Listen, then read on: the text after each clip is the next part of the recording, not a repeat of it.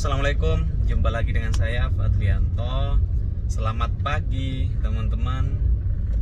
Semoga sehat selalu dan pagi ini semoga ceria, semoga sehat teman-teman untuk memulai kerja. Ya, cuacanya hari ini mendung. Kayaknya sampai Surabaya nanti mendung ya. Alhamdulillah kalau begitu. Jadi kerjaannya tidak begitu ya sampai dehidrasi atau lain sebagainya ya. Kalau saya malah justru lebih senang ketika mendung, memang namanya aja kerja di jalanan. Oke teman-teman, ini saya sekarang lagi merekam video itu perjalanan berangkat kerja dari tempat tinggal saya di kota Sidoarjo ke kota Surabaya. Nah, kebetulan kalau pagi-pagi saya itu punya aktivitas wajib dan itu tidak boleh terlewatkan dan tidak boleh lupa. Saya wajib mengantarkan istri untuk berangkat kerja di Surabaya. Cuman kebetulan tempat tinggalnya kan di Sidoarjo. Pagi-pagi kita harus bangun jam 5, jam setengah 6, sholat subuh. Setelah itu kadang tidur lagi dan siap-siap bangun sekitar jam 6 berangkat kerja, dan itu wajib dilakukan tiap hari teman-teman ya, dan tidak boleh tidak, karena tempat tinggal kita kebetulan di Sidoarjo. Surabaya itu butuh waktu yang lumayan. Hanya alhamdulillahnya kita kalau dari Sidoarjo kota itu akses ke Surabaya itu selalu lewat tol. Jarang, bahkan mungkin hampir tidak pernah kita ke Surabaya, arah Surabaya kalau berangkat kerja itu lewat jalan protokol di luar tol, karena itu sangat memakan waktu yang sangat panjang dan sangat menyebalkan. Ya, pastinya teman-teman akan bertanya, kerjanya di Surabaya kok tinggalnya di Sidoarjo sih? Nah, kan gitu. Memang kalau ditanya begitu memang ada benernya juga sih. Kenapa sih harus di Sidoarjo kan gitu? Tapi lagi-lagi kita bertempat tinggal dimanapun ini kan punya alasan tentunya. Alasan yang panjang dengan pertimbangan yang sangat panjang. Kenapa harus bertempat tinggal di Sidoarjo sedangkan kerjanya di Surabaya? Ya hubungannya pasti dengan tidak lain dan tidak bukan karena lagi-lagi ya persoalan pengeluaran. Kita harus benar-benar menghemat hari ini, apalagi semakin hari semakin bertambahnya hari, bertambahnya minggu, bulan dan tahun, kebutuhan pokok pun akan semakin naik teman-teman. Beberapa waktu lalu kayak minyak naik dan lain sebagainya, wah itu bikin pusing tujuh keliling kita ini kan. Makanya kemudian kalau bicara soal tempat tinggal, apalagi kalau di Surabaya kita mendekati tempat kerja kita, itu dana yang harus dikeluarkan itu lumayan untuk beli properti, dan nggak sedikit juga, karena properti di Surabaya itu paling murahnya nggak ada itu di bawah 500, kecuali ya paling yang masuk gang-gang gitu. Tapi ya masa iya kalau semisal yang punya mobil kita masuk gang ya gimana? Cuman memang banyak tuh di daerah Surabaya yang jalannya agak sempit. Ada penyewaan tempat lahan parkir, bahkan ada yang sampai dibikin gedung kayak gudang besar. Tapi harganya juga lumayan mahal, karena untuk parkirin mobil kita harus paling tidak mengeluarkan uang sampai kurang lebih 500.000 per bulan. Itu kan lumayan ya, 500.000 untuk bisa dibuat untuk belanja bulanan kan. Makanya ya mau tidak mau kita geser ke Sidoarjo, apalagi yang masuk di Sidoarjo itu kan lebih masuk akal ke kita, ke kantong kita untuk beli properti. Kisaran di bawah 500 masih banyak. Toh jalannya juga nggak begitu parah, nggak begitu jauh juga kan. Apalagi Sidoarjo kan terbilang kota penyangga Surabaya ya. Ya selama ini sih untuk sampai Surabaya alhamdulillah jarang telat. Istri itu kalau kerja jangan telat, kecuali memang kalau pas lagi ada kendala kayak macet Kalau di tol itu kan macetnya pasti karena gara-gara entah itu kemudian ada yang ngeban, ada patah as. Nah itu rata-rata kan mobil-mobil gede seperti truk trailer dan lain sebagainya, atau kemudian memang ada insiden yang entah itu kecelakaan kecil lah. Kalau kecelakaan berat nggak mungkin karena kecepatan di tol Sidoarjo Surabaya itu nggak begitu cepat juga, nggak begitu kencang karena jaraknya nggak begitu jauh dari Surabaya, dan volume kendaraannya pun lumayan tinggi kalau untuk tol Surabaya Sidoarjo. Dan alhamdulillah ya lebar tolnya juga lumayan. Makanya terbilang enak dan terbilang hemat kita tinggal di Sidoarjo, kerjanya di Surabaya. Karena sebenarnya banyak loh teman-teman itu, bahkan temannya istri saya itu ada yang bahkan dari mana, dari Kertosono, Kediri, ada yang dari Malang. Itu mereka PP tiap hari. Gila kan, PP tiap hari. Dan mereka ada yang naik motor, ada juga yang naik bis. Karena kalau naik mobil lumayan tuh bensinnya. Saya aja dari Sidoarjo Surabaya dengan mobil yang terbilang irit ya, Sigra 1000. Ini kan mobil juaranya irit ya. Bayangkan jarak tempuh semisal bukan jarak tempuh ya, untuk konsumsi bahan bakar per 100 ribunya itu kan berarti 10 liter dengan jarak tempuh 100, bisa menempuh jarak tempuh sekitar 180 di luar kota, 180 sampai 190. Jadi itu kalau dikonversikan per liternya itu bisa sampai 19 bahkan 20 kilometer per liter. Ini kan lumayan irit. Untuk di dalam kota itu bahkan bisa sampai 15 kilometer per liter. Ya hemat tentunya. Jadi kalau Surabaya Sidoarjo atau Sidoarjo Surabaya itu kan dari tempat tinggal saya ke tempat istri kerja sekitar berapa ya, 17 kalau nggak salah, 17 kiloan. Kalau ke tengah kota itu daerah Basra, Basuki Rahmat itu sekitar 26 kilo. Dalam 1 minggu saya itu kalau hanya dipakai untuk nganter istri dan hanya muter-muter di Surabaya sebentar ya, itu kurang lebih dalam 100.000 atau 10 liter itu 2-3 hari. Jadi kalau seminggu itu paling saya ngisi 2-3 kali. Jadi ya terbilang irit kan. Jadi kalau 3 kali seminggunya 300 kali 4, 300 kali 4 berapa ya? Hitung-hitungan susah sih. Berapa? 1.200.000 ya? 1.200.000-an. Itu belum termasuk ini ya, belum termasuk tol. Kalau tol terbilang murah juga sih. Untuk harga tol yang saat ini lumayan mahal, Surabaya Sidoarjo atau Sidoarjo Surabaya itu hanya Rp6.000 per sekali masuk. Jadi kalau pulang pergi itu sekitar Rp12.000. Ya lumayan menghemat. Contoh kalau semisal kita tinggal di daerah Rejo Gresik itu, kota baru yang harga propertinya juga murah-murah banget, dengan dimensi tanah yang lebar-lebar dan juga bagus. Itu kalau kita lewat tol itu sekitar 12.000 sekali masuk, karena memang itu tol baru ya, tol baru yang nanti turun lewatin Warugunung. Itu tolnya lumayan enak. Tapi ya masih lebih enak Surabaya Sidoarjo, karena Surabaya Sidoarjo kan pakai aspal, kalau itu kan pakai beton.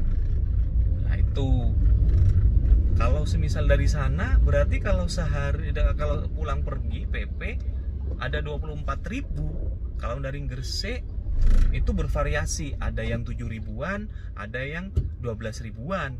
Sama juga tapi lebih mahal, terbilang lebih mahal. Jadi makanya saya katakan kalau dari Sidoarjo itu terbilang murah, dan ya bisa menghemat lah teman-teman ya.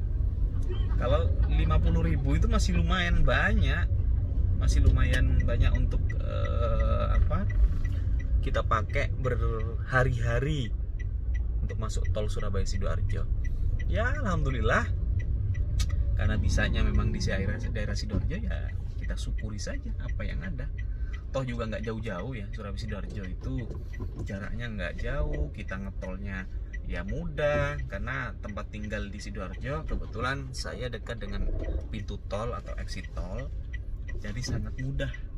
Cuman memang kalau pas hari Senin ya, hari Senin atau tiap hari sebenarnya kisaran jam 6:30 sampai jam 7. Ini sekarang kan kebetulan saya rekam itu jam 7. Itu pintu tol Sidoarjo memang agak rame dan cenderung padat ya. Dari masuk pintu tol, sebenarnya tidak hanya dari pintu tol, tapi dari bundaran air mancur yang di Gelora Delta itu sudah agak rame, dan dari arah Kahuripan pun agak rame.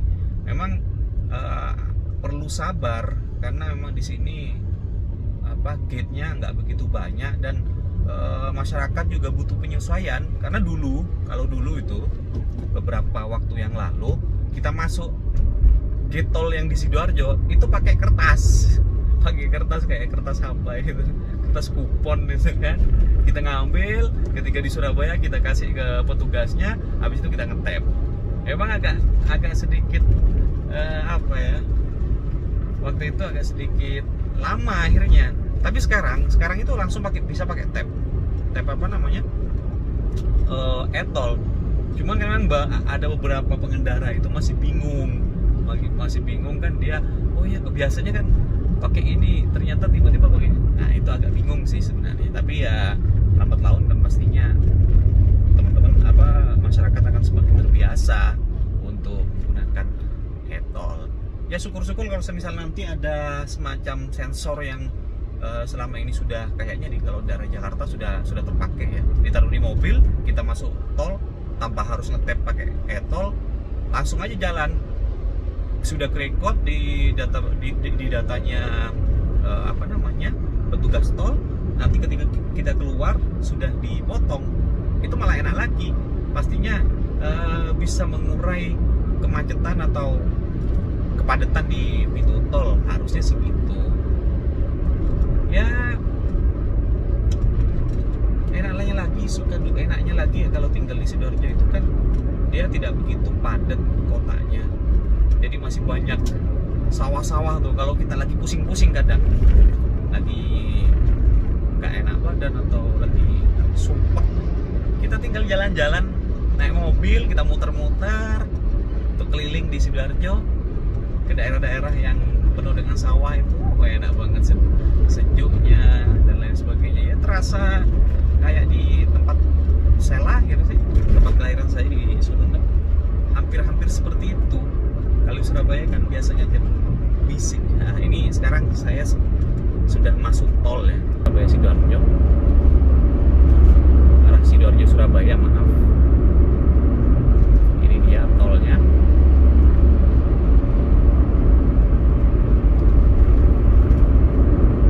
Nah tol di sini nggak begitu ramai ya teman-teman, jadi kecepatan kita masih bisa agak kenceng, tapi ya jangan, lagi-lagi teman-teman harus ingat kecepatan maksimal itu di tol itu 100 km per jam. Jangan pernah mencoba untuk melebihi kecepatan itu, karena itu cenderung berbahaya. Dan ingat juga, berbahayanya tidak hanya untuk diri sendiri kita, tapi untuk orang lain. Harus ya menjaga keselamatan kita, juga menjaga keselamatan orang lain. Oh ya, apa sih kira-kira enaknya juga tinggal di kota penyangga Surabaya? Kalau untuk di Sidoarjo, karena saya kebetulan kan tipe tinggal namanya numpang tidur dan numpang kerja di Surabaya, numpang tidur di Sidoarjo. Enaknya kita mau ke berwisata atau mau healing kalau bahasa kekiniannya, itu tidak susah kita kalau dari Sidoarjo, karena Sidoarjo itu terbilang dekat dari Pacet, dari Tretes, dari Batu, dan dari kota-kota lain yang memang ya menyediakan pemandangan alam yang indah. Makanya beberapa waktu kemarin saya bikin vlog itu ke Batu lewat Cangar, karena memang kalau dari tempat saya itu jauh lebih dekat lewat Cangar kalau ke arah Batu tanpa harus lewat tol. Memang ya lebih cepat lagi kalau lewat tol, tapi lagi-lagi ya kalau ingin menghemat ya pilihannya lewat Cangar. Cangar itu kalau dari Pacet ke Batunya itu hanya butuh waktu 30 menitan. Jadi terbilang enak sih. Cuacanya juga, temperatur udaranya nggak begitu panas di kota Sidoarjo. Mall juga banyak, jadi kita mau nge-mall kemana ya nggak susah-susah banget. Kalau kayak tempat kelahiran saya kan agak susah juga. Tapi kalau lagi-lagi kalau dipikir-pikir ya, tinggal di desa itu enak teman-teman. Ibarat kalau semisal kita punya hutang, kita bisa tenang dari hutang kalau tinggal di desa. Tapi ya teman-teman jangan sampai seperti itu ya berpikirnya. Kita harus lepas dari hutang. Justru kalau bisa kita beri hutang ke orang lain, itu yang paling penting. Kalau tinggal di desa itu enak teman-teman, pengeluaran kita bisa ngirit betul. Karena harga bahan pokok itu kalau di desa itu Tuhan, murahnya lumayan. Kalau kayak di rumah itu harganya sangat terjangkau dan lebih terjangkau. Dengan penghasilan Surabaya ya, UMR Surabaya, kita tinggal di desa itu bisa ibaratnya kayak orang kaya baru di desa. Ya goyonannya begitu. Ini saya di tol biasanya tiap hari. Kalau perjalanan dari Sidoarjo Surabaya, dari gate tol Sidoarjo ke Surabaya itu hanya butuh waktu kurang lebih 10 menit dengan kecepatan ya kisaran 80-90 km per jam. Jadi terbilang cepat ya, tanpa harus macet-macetan di jalan. Kalau semisal lewat luar, kita lewat jalan protokol Ahmad Yani, itu bisa butuh waktu sampai 2 jam karena macetnya itu nggak pakai kira-kira. Apalagi daerah Gedangan, Waru Gedangan itu Tuhan, itu macetnya lumayan. Di Bundaran Aloha itu wah, itu memang sudah terkenal di mana-mana macetnya. Di perempatan Gedangan juga itu sudah terkenal sampai Saantero, kemungkinan Saantero Negeri ya. Tapi kalau di Jawa Timur sudah memang terkenal. Makanya orang-orang kebanyakan lewat tol. Apalagi ya terbilang murah sih. Sekarang cuacanya mendung, enak buat kerja di jalanan tanpa harus susah-susah ngatur AC, tanpa harus dikomplain sama penumpang yang selalu bilang, "Mas, AC-nya sudah nyala belum?" Padahal itu bahasa sindiran teman-teman. Ya beginilah kita kalau punya mobil yang terbilang LCGC yang murah meriah, tapi kan yang penting tidak kehujanan dan kepanasan ya teman-teman ya. Bisa dibuat kaki, buat kerja, tanpa harus merogoh kocek yang lumayan besar dan lumayan tinggi tentunya. Oke, jalannya terbilang lengang, enak. Cuman memang kadang teman-teman ya, kadang kalau jam-jam segini, enggak sih, jam-jam ya kurang lebih jam 8-an itu truk-truk besar itu biasanya pada keluar. Apalagi dump truck kadang itu bahkan jejer ya, bisa sampai bikin padat akhirnya.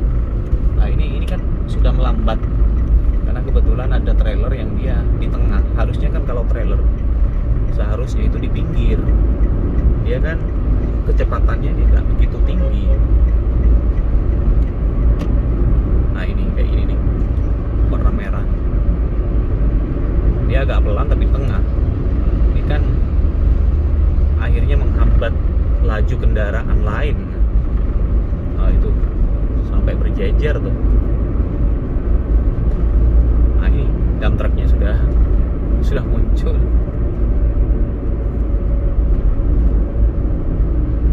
Dump trucknya muncul, teman-teman. Wih, ini parade atau apa nih? Dari tadi ada banyak trailer, sampai berapa jumlahnya? Ada 5 kayaknya. 5 di tengah semua. Memang ini sih, kalau bicara soal trailer ya, bicara soal truk, dump truck besar, truk besar, ada banyak resiko sebenarnya. Kenapa mereka itu ngambil di tengah?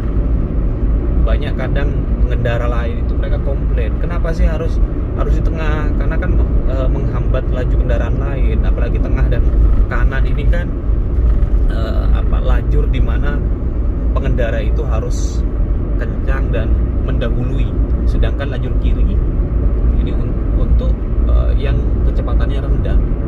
Memang ada banyak alasan sebenarnya kenapa mereka itu ngambil jalur tengah. Lagi-lagi hubungannya sama ban. Ada beberapa penuturan sopir truk. Mereka itu kalau di tengah itu bebannya itu seimbang. Bahasanya begitu, bahasa sopir. Tapi kalau semisal mereka di pinggir, jalan itu kan cenderung miring. Ya, miring ke bahu jalan, karena untuk tempat air mengalir ya. Mereka itu lebih banyak milih di tengah karena ya itu bebannya seimbang. Kalau di pinggir, beban itu lebih banyak ke sisi ban kiri, sehingga sisi ban kiri yang cepat habis atau bisa jadi kebocoran itu selalu ada di ban kiri. Bahasanya seperti itu. Ya, benar atau tidak, pengujian atau tidak, tapi logikanya sih bisa jadi begitu, karena memang kan kondisi jalan itu kan miringnya pasti ke kiri.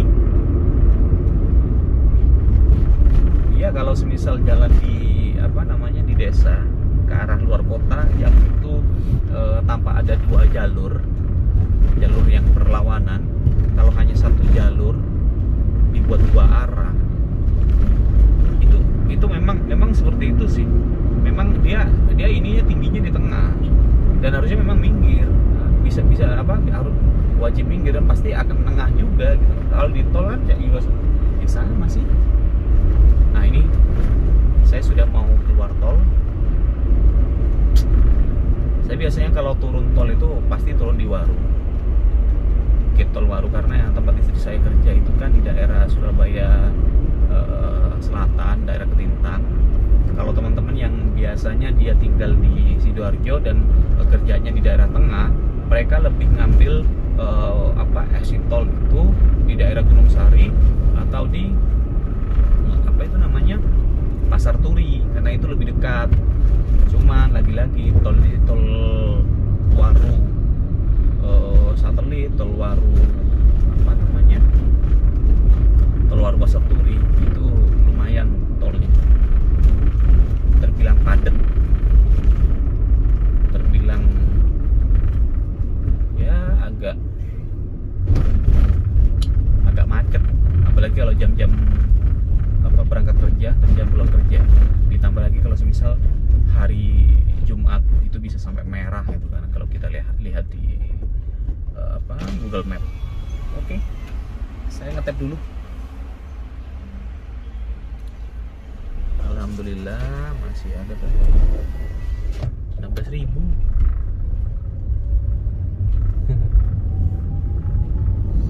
Sudah masuk kota Surabaya. Kalau nggak salah ini daerah Medaeng, ini masih masuk Sidoarjo loh.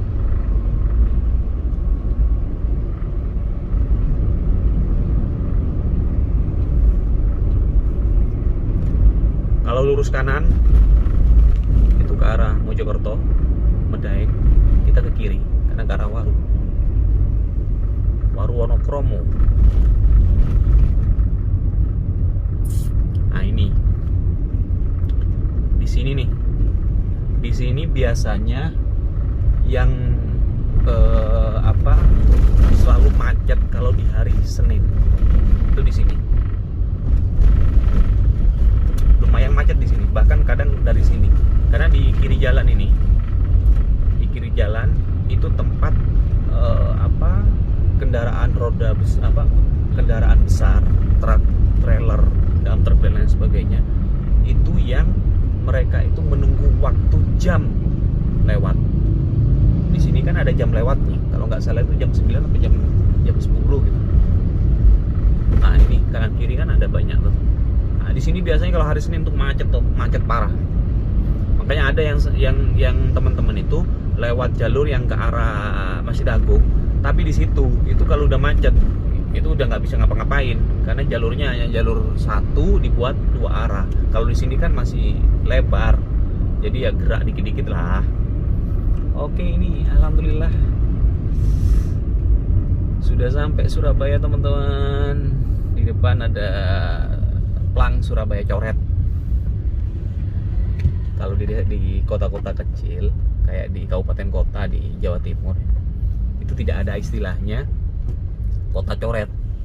Yang ada itu gapura besar megah yang menandakan di situ tempat di mana pembatas wilayah atau masuk dan keluar wilayah. Kalau di sini tidak ada, di Surabaya tidak ada namanya gapura, adanya plang Surabaya coret.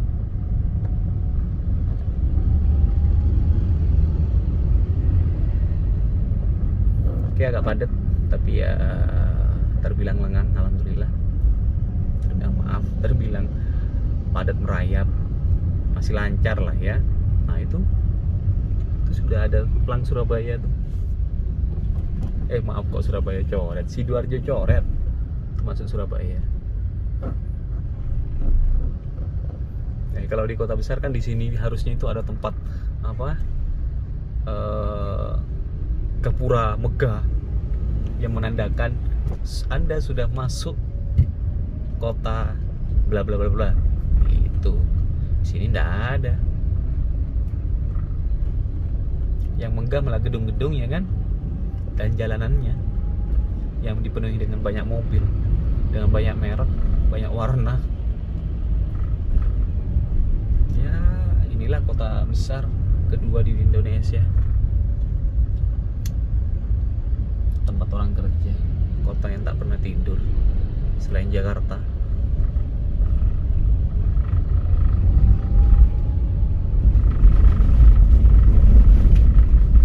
Kalau ke kanan putar balik, kalau ke kiri kita ke Wonokromo, Wonocolo.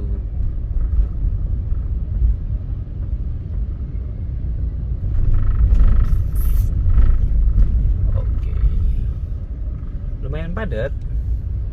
Ya wajar di sini lumayan padat karena memang di sini ada persimpangan ya, dari arah yang tadi saya katakan, dari arah Sidoarjo yang lewat bawah protokol itu dari kanan itu. Kadang orang itu kenapa di sini karena macet, kadang pengendara motor mereka langsung motong. Seharusnya kan jangan sampai. Ya mereka kan mengambil resikonya sendiri sebenarnya. Mereka tidak mau menyadari bahwa mereka itu sebenarnya akan mencelakai mereka sendiri dan juga orang lain. Itu yang nggak disadari dan nggak sadar. Nah ini kayak gini nih, langsung motong bro, gila. Kalau kesenggol coba gimana? Lagi-lagi yang salah ya saya. Oke, sudah masuk nih. Ini dia tempat yang dari dulu nggak selesai digarap nih. Beberapa waktu yang lalu ini dijadikan ditutup ya, hanya dipakai untuk arah Sidoarjo. Sekarang sudah alhamdulillah dipakai untuk arah Surabaya lagi, Surabaya kota maksudnya.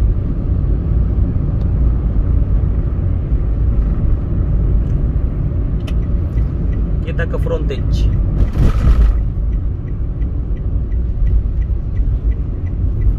Oh itu dia teman-teman, di depan ada mall baru di Surabaya, terbilang yang paling baru, mall yang paling baru, Trans Icon. Di situ ada permainan salju yang lumayan. Saya belum pernah sih, tapi kalau ke mallnya udah pernah. Lumayan bagus.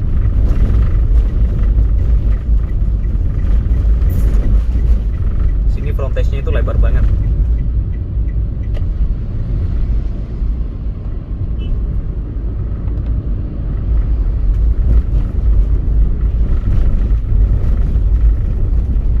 Di depan ada seperti apa?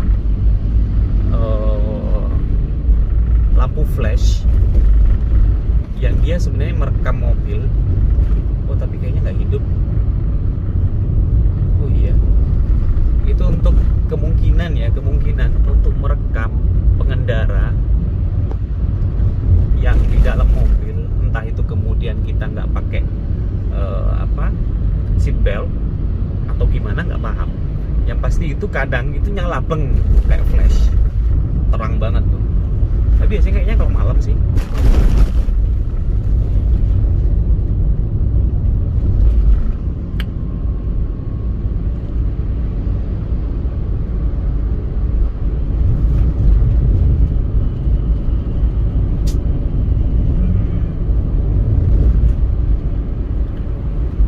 Surabaya itu kota pejuang, teman-teman ya. Saya sudah lama banget tinggal di Surabaya. Ya nyaman sih. Kotanya tidak terlalu macet. Terbilang kebutuhan pokok itu murah. Tidak mahal-mahal banget. Jadi enak. Kebutuhan apapun insya Allah ada tersedia di sini. Ya, kelihatannya sih belum bisa move dari sini. Karena nyaman loh ini ya. Ini di depan agak padat karena juga lagi-lagi persimpangan. Ini ada pertigaan ke arah Rungkut Industri ada. Jadi sini memang terbilang padat. Ada yang ke arah Rungkut, ada yang ke arah kota, tengah kota Surabaya. Wah, ini sini kalau sudah jam waktu berangkat kerja, pulang kerja itu lumayan. Tapi nggak lama banget sih. Padatnya itu sebentar. Ya kemacetannya ya sebentar, paling ya kurang lebih 5 menit sampai 10 menitan lah. Jadi kalau dari tempat saya tinggal ke tempat kerja saya, kerjanya istri saya itu ya kisaran 10 menit, kurang lebih 10 menit itu di tol. Di Sidoarjo ke tempat tinggal ke gate tol Sidoarjo itu kurang lebih 5 menitan. Jadi 15 menit sudah. Dari exit tol Waru ke tempat kerja istri saya itu kurang lebih 10 menit. Kurang lebih. Bahkan bisa kurang. Bahkan kadang ya 5 menitan. Ya kurang lebih saya dari Sidoarjo kota ke arah Surabaya tempat kerja istri saya itu kurang lebih 20 sampai 25 menit. Dibandingkan kita lewat tengah jalan protokol itu butuh waktu sampai hampir kurang lebih ya 2 jam lah, 1 jaman lah, 1,5 jam. Kita bisa menghemat lumayan ya. Bisa menghemat 1 jam 25 menit. Oh iya sih, ya enggak sih. Ya lumayan kan? Kita nggak capek-capek di jalan, apalagi kayak mobil saya ini kan mobil manual ya, lumayan. Kaki kiri itu lumayan tuh kakinya kalau manual, apalagi kondisi macet. Itu bisa kram dan butuh pijetan. Makanya tiap hari saya harus lewat tol ya, karena itu. Salah satunya karena saya tidak mau terlalu lama di jalan dan menjaga tetap kaki tetap nyaman. Lumayan menyiksa loh teman-teman ya. Kalau teman-teman mobilnya manual itu, apalagi kayak mobil saya Sigra ini, karena koplingnya itu agak keras kalau terlalu lama pemakaian dan di kondisi macet. Lumayan dia. Alhamdulillah saya sudah dekat ke tempat kerja istri saya. Ya, terima kasih teman-teman sudah menonton video saya, channel saya. Bagi teman-teman yang senang dan suka dengan video-video saya berharap jangan lupa subscribe-nya, like, share, dan juga tombol loncengnya agar teman-teman bisa dapat informasi lebih lanjut tentang upload video saya, dan teman-teman bisa menonton terus video saya. Dan saya harapkan tonton terus video saya yang lain, yang sebelumnya atau setelahnya, untuk tetap mendukung agar channel saya, channel Fadlianto, semakin berkembang menjadi teman istirahat teman-teman untuk melihat YouTube. Oke, terima kasih. Assalamualaikum.